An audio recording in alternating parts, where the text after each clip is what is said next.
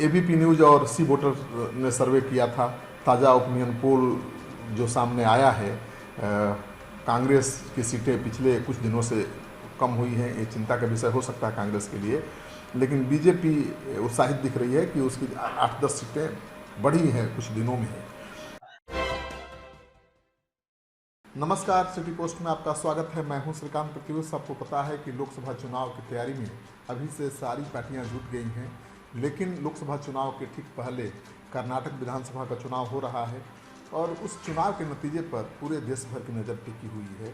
BJP का यहाँ कैसा प्रदर्शन रहता है उस पर सबकी नज़र टिकी हुई है, क्योंकि बीजेपी की सरकार है कर्नाटक में और वहाँ पर अगर बीजेपी हारती है तो कांग्रेस का हौसला, विपक्ष का हौसला मजबूत होगा, क्योंकि लोकसभा चुनाव में विपक्ष की गुलबंदी को लेकर नीतीश कुमार अभियान चला रहे हैं और विपक्ष को गुलबंद कर मोदी को घेरने की कोशिश कर रहे हैं। तो सर्वे में कांग्रेस को बढ़त मिल रही है, बहुमत के आसपास दिख रही है कांग्रेस, बीजेपी पीछे दिख रही है। फिर भी कांग्रेस की चिंता बढ़ी हुई है और बीजेपी उत्साहित है। तो इसका वजह आप जान लीजिए कि 29 मार्च को पहला सर्वे सामने आया था और उस सर्वे में 68 से 80 सीटें मिल रही थी बीजेपी को, लेकिन अब 74 से 86 सीटें दूसरे सर्वे में दिखाई जा रही हैं। कांग्रेस को मार्च में 115 से 127 सीटें मिलती हुई दिखाई जा रही थी, जबकि अब यह गिरकर 107 से 119 तक पहुंच गई है। तो पहले वाला सर्वे में कांग्रेस को बहुत ज़्यादा सीटें दिखाई गई थी और बीजेपी को कम सीटें, लेकिन जैसे जैसे चुनाव करीब आता जा रहा है कांग्रेस की सीटें पहले से कम होती जा रही हैं, बीजेपी की बढ़ती जा रही हैं। तो बीजेपी के नेताओं को उम्मीद है कि मोदी के प्रचार अभियान का ये असर है और उनके प्रचार की बदौलत कर्नाटक में उनकी फिर से सरकार बन जाएगी। हालांकि अभी भी अंतर बहुत ज़्यादा है, क्योंकि कांग्रेस 119 से लेकर 127 के आसपास दिख रही है सर्वे में और बीजेपी अभी 85 का आंकड़ा पार नहीं कर पाई है। आपको पता है कि बीजेपी का पूरा जोर है कर्नाटक चुनाव पर, क्योंकि उससे पूरे देश में मैसेज जाएगा। कर्नाटक में अब कुछ ही दिनों में चुनाव होना है और मुकाबला बीजेपी कांग्रेस के बीच है। तीसरा दल है जेडीएस, जिसको 25 से 35 सीटें दिखाई जा रही हैं। आगामी विधानसभा चुनाव में कांग्रेस बहुमत हासिल कर सकती है, ऐसा भी दिख रहा है। लेकिन चुनाव जैसे जैसे नज़दीक आ रहा है और मोदी जैसे चुनाव अभियान में निकले हुए हैं, उसके बाद लोगों का झुकाव थोड़ा बीजेपी की तरफ बढ़ रहा है और उसी उम्मीद के सहारे बीजेपी आगे बढ़ रही है।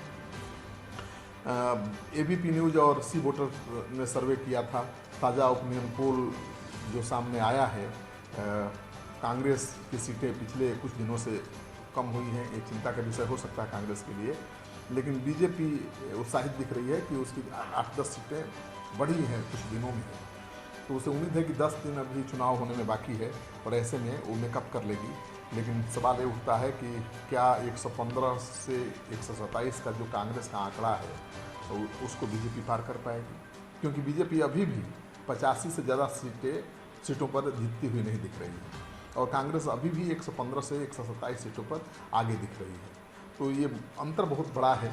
अगर बीजेपी वाकई इस अंतर को पाटने में कामयाब हो जाती है, फिर से कर्नाटक में सरकार बनाने में कामयाब हो जाती है, तो विपक्ष की जो गोलबंदी है उसको और धार मिलेगा, उसको बहुत और ताकत मिलेगी। आपको पता ही है कि नीतीश कुमार ने कहा है कि कर्नाटक चुनाव के बाद बिहार में, खासतौर पर पटना में विपक्ष के नेताओं की एक बैठक होगी। एक मंच पर देश भर के विपक्ष के नेता जुटेंगे, तो कर्नाटक चुनाव के नतीजे तय करेंगे कि विपक्ष की गोलबंदी कितनी मजबूत होने वाली है। क्योंकि कर्नाटक में अगर कांग्रेस जीत जाती है तो कांग्रेस का हौसला बुलंद होगा और कांग्रेस के साथ चलकर पूरे देश के विपक्ष को गोलबंद करने में जुटे नीतीश कुमार की हिम्मत भी बढ़ेगी। अब देखिए क्या होता है। सर्वे हमेशा सच होते भी नहीं हैं, लेकिन अगर ये सर्वे सच हो गए तो देश की राजनीति पर इसका गहरा असर पड़ने की आशंका है। इस वीडियो को ज़्यादा से ज़्यादा लोगों के साथ शेयर करिए, क्योंकि सब जानना चाहते हैं कि कर्नाटक के विधानसभा चुनाव में क्या होने वाला है। बीजेपी वहाँ सत्ता गंवाने वाली है, कांग्रेस को सत्ता मिलने वाली है, या फिर कुछ और खेल होने वाला है।